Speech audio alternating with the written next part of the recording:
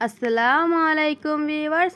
আজকে আব্বু বাজার থেকে নিয়ে এসেছে টাটকা টাটকা মাছ।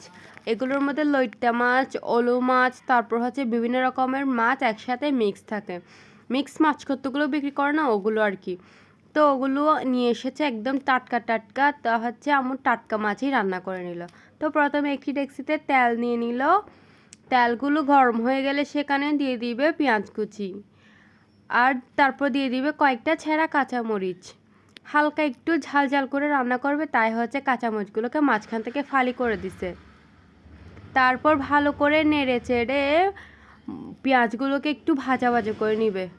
পেঁয়াজগুলো সামান্য পরিমাণ ভাজা ভাজা হয়ে আসলে সেখানে দিয়ে দিবে বেশ কিছু পরিমাণ মরিচ বাটা।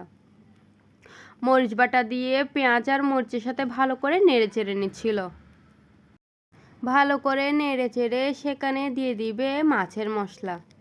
আপনারা চাইলে মাছের মশলাটা স্কিপ করতে পারেন, তবে এটা কিন্তু দিলে ভাল লাগে খেতে, তাই হচ্ছে আম্মু প্রায় সময় মাছের মধ্যে এটা ব্যবহার করে, তবে সব মাছের মধ্যেই ব্যবহার করে না। আম্মু বেশিরভাগ ফ্রিজের মাছের মধ্যেই ব্যবহার করে, তবে আজকে আম্মু টাটকা মাছের মধ্যেও ব্যবহার করেছে।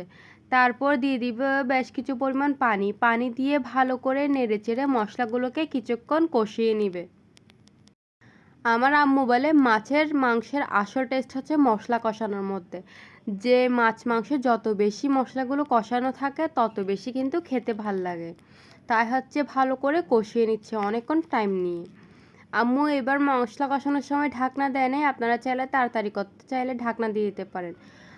মশলাগুলোর মধ্যে সামান্য পরিমাণ বলক চলে আসলে সেখানে দিয়ে দিবে পরিমাণ মতো লবণ। লবণ কিন্তু বুঝে শুনে দিতে হবে, কারণ লবণ কম হলে সমস্যা হয় না, তবে বেশি হলে কিন্তু একদম খাওয়াই যায় না। তারপর সেখানে দিয়ে দিবে আগে থেকে ধুয়ে পরিষ্কার করে রাখা ছোটো মাছ। ছোটো মাছ খেলে নাকি চোখের জ্যোতি বাড়ে, তাই হচ্ছে আম্মু বেশি বেশি করে ছোটো মাছ রান্না করে। তবে সব রেসিপি শেয়ার করা হয় না, মাঝে মধ্যে শেয়ার করি আর কি। মাছগুলো কিন্তু দেখে বোঝা যাচ্ছে একদম টাটকা। তবে আমার একটা আফসোস ছিল যে মাছগুলোর মধ্যে লইট্টা মাছ খুবই কম ছিল, বাকি মাছ বেশি ছিল। আমার কিন্তু ছোট ছোট লইট্টা মাছ খেতে বেশি ভাল লাগে, তাই হচ্ছে লইট্টা মাছ বেশি থাকলে আমি একটু বেশি খুশি হতাম আর কি। তাক, কি আর করার, আব্বু যেহেতু এনেছে খেতে হবে। তারপর হচ্ছে আম্মু ভালো করে নেড়েচেড়ে ঢাকনা দিয়ে দিল যাতে মাছগুলো কষে যায়। আর এক্সট্রা পানি দিতে হবে না, কারণ ছোট মাছ থেকে প্রচুর পানি বের হবে, তাই হচ্ছে আম্মু আর পানি দিল না।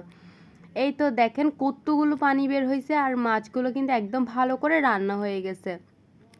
এরকম ছোট মাছ, তারপর হচ্ছে বিশেষ করে লইট্টা মাছ থেকে কিন্তু প্রচুর পানি বের হয়, তাই হচ্ছে আম্মু ঝোল দেয় না, মাছ থেকে যে পানি বের হয় ওই পানির মধ্যেই রান্না করে নেয়।